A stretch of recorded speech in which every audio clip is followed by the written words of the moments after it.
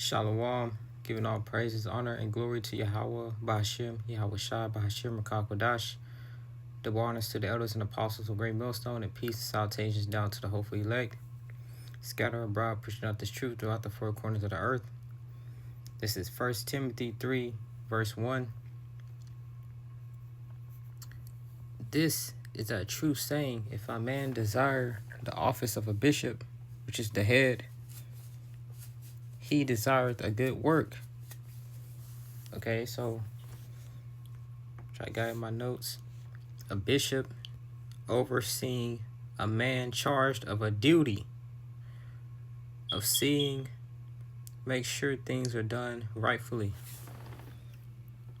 All right. The Lord's sheep are students. The Lord's sheep are the students of the classroom. All right. Verse 2, a bishop then must be blameless, the husband of one wife. Okay, so a bishop is basically a guy that's in head charge. It could be a camp. Usually that's what bishops are.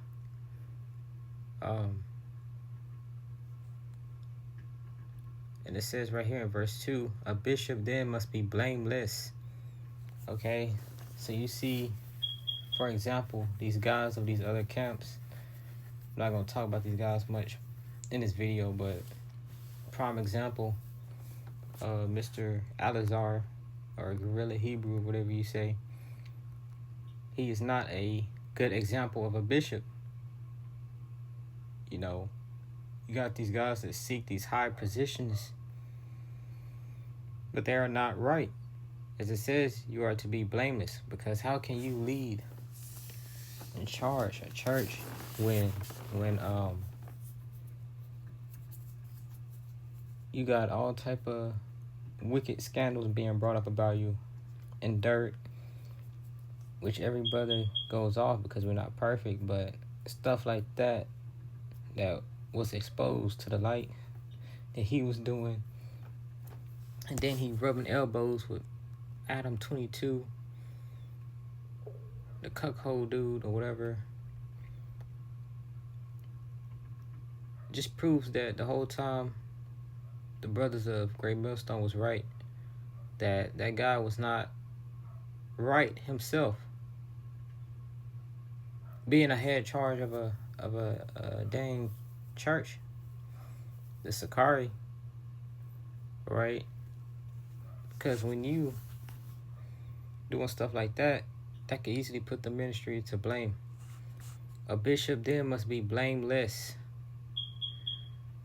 the husband of one wife. And that's because, you know, women take a lot of time and energy, and you dealing with multiple women, that could distract you from the accountability it is to be a head. All right. So it was, you know, wise to have one wife if you were desiring to be a bishop. So vigilant, sober, of good behavior. Can't be a dang a bishop and be out glorifying street and thug culture and gang banging life. You know,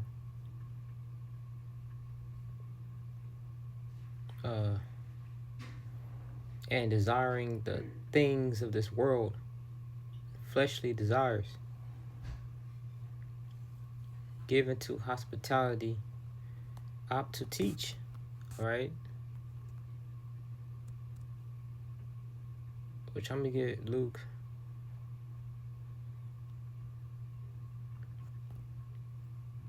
It says, not given to wine, no striker, not greedy of filthy lucre.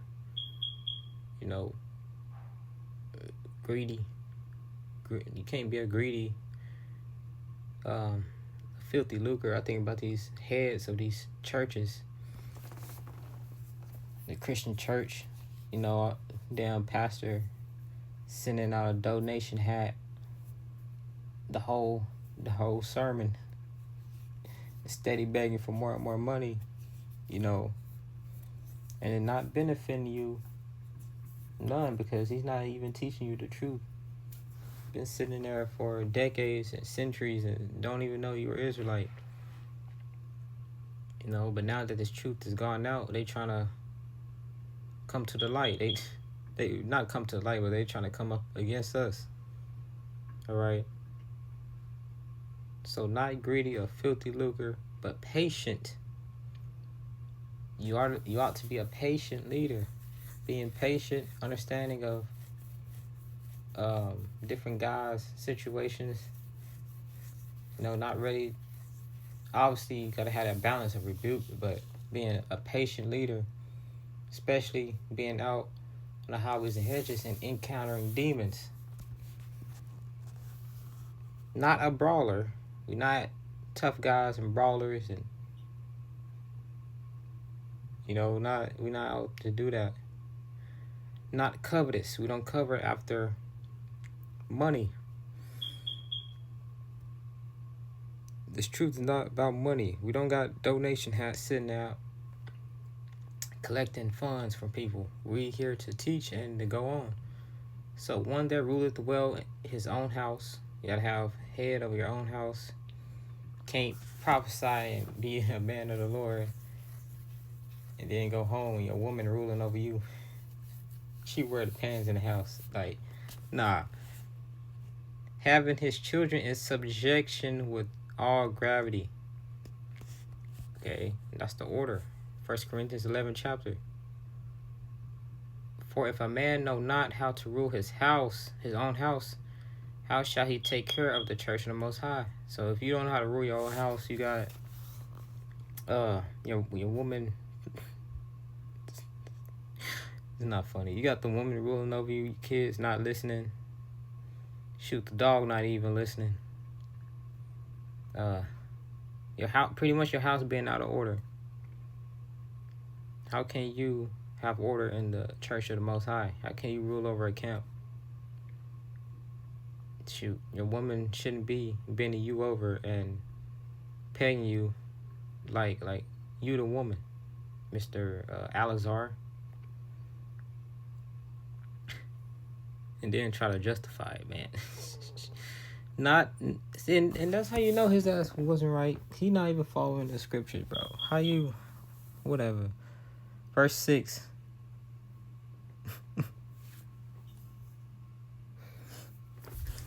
I guess he didn't read Timothy. Not a novice, lest being lifted up with pride, and the Lord hate pride, he fall into condemnation of the devil. Moreover, he must have a good report of them which are without, lest he fall into reproach and snare of the devil. Okay, so let me see. Let me get Luke 12 and 47.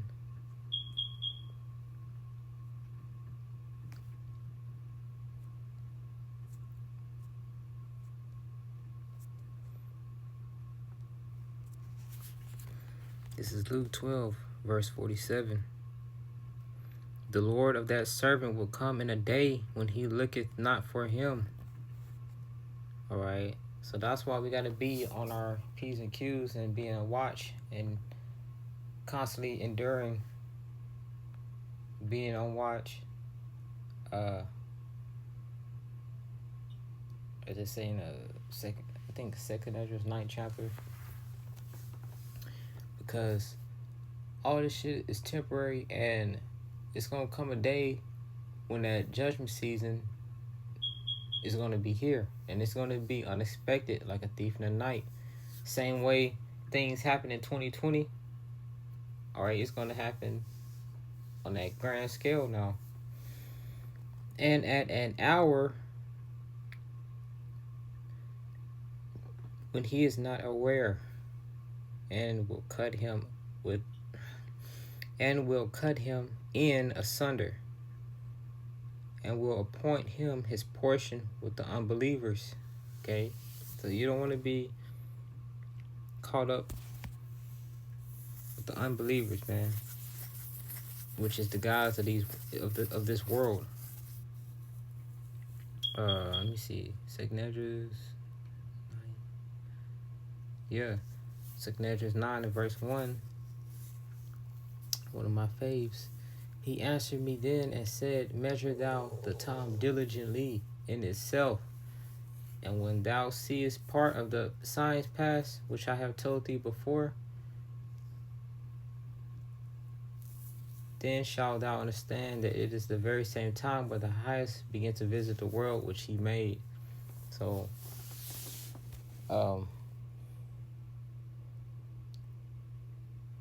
ye bishops, guys in the lead, it's spoken of in First Timothy, how you should be, how to conduct account, the characteristics that one has to have.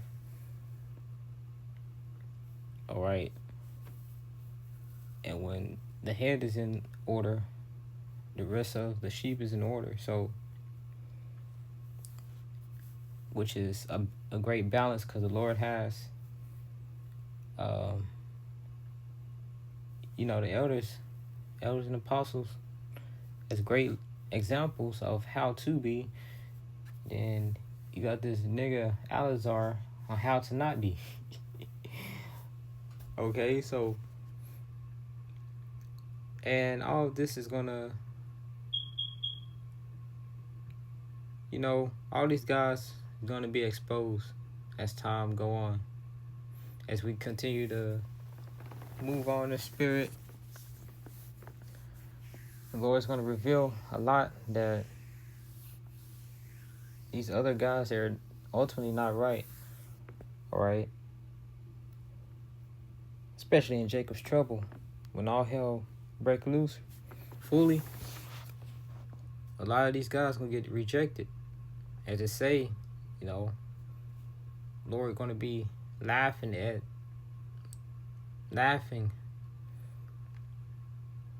thou calamity, at thy what is it?